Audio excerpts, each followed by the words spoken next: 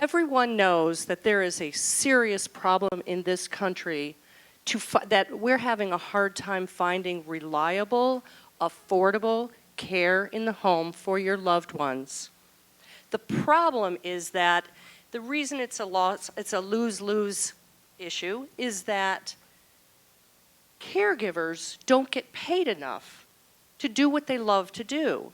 And people who need care, they pay so much. There's such a difference between what they get paid, what the caregiver gets paid, and what a care seeker has to pay. It's lose-lose. My name is Lauren Tarrant. I'm a registered nurse. I've been a nurse for 37 years. I'm from home health and hospice, and I have seen the horrors of this industry. I see it all the time. We've got to do something about it. My business partner, the co-founder, Jeffrey Fry, lived this himself, trying to care for his mother, who was at a distance. She was out of state. It was just a disaster. What we do, we've created a system and technology to disrupt this antiquated industry that is just so falling apart. We have got to make a change for all of us that are baby boomers that are going to be taking care of our families going forward. So what we start out with is matching with profiles where a care seeker says, or the family of a care seeker says, my mom only speaks Hungarian, my mom is blind, she has a feeding tube, she lives in this area in this zip code, and she needs an hour of care in the morning. And she wants somebody with 5 years of experience.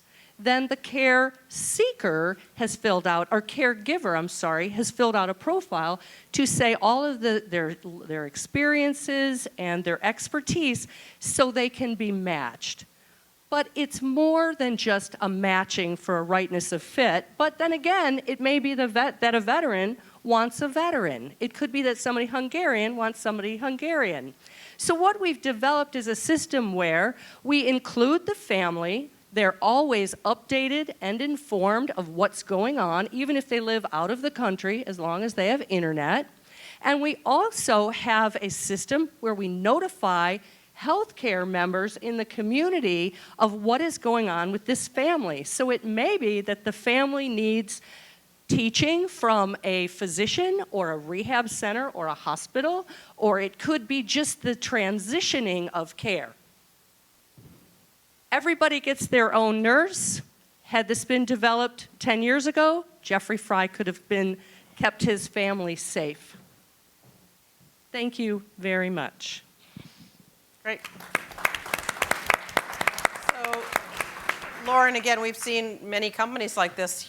We've seen even one today, and we've seen a couple in prior years. What is special about yours? What really makes it different? The difference is that everyone gets their own registered nurse with a minimum of 5 years of home health or hospice experience to guide them, to coach them. Our nurses coach caregivers, our nurses coach families, and the care seekers, because people do not know what to do, and a home health hospice nurse knows what you need. Okay. Amanda? Can you go over the business model a little bit for us? So the business model is that I don't want to tell out too many secrets, but what happens is that a care seeker family says, I want care for my mom, I'm willing to pay $12 or $14 an hour, and they're matched with a caregiver that will accept that. We add a couple dollars on more each hour, and that pays for the site, and that pays for the nurses. Okay. Any other questions? Leslie? So what do you do for quality control, and how do you scale that, keeping high quality? So what happens is they're matched, so they find, it may be that somebody says, I need somebody that has 10 years of experience in a nursing home that knows how to do whatever that is. So our nurses are there so that we make sure that they're vetting them correctly, that we are there to answer their questions. They might say, well, shouldn't a nurse or a caregiver know how to do this? Or whatever that is, we make sure. And you know what? At any time, they can get a new caregiver if they want. We actually do teach them how to build teams because some people get sick. But we work together. That's why we're different, is because nurses, home health, hospice nurses are tough. We want to take care of you.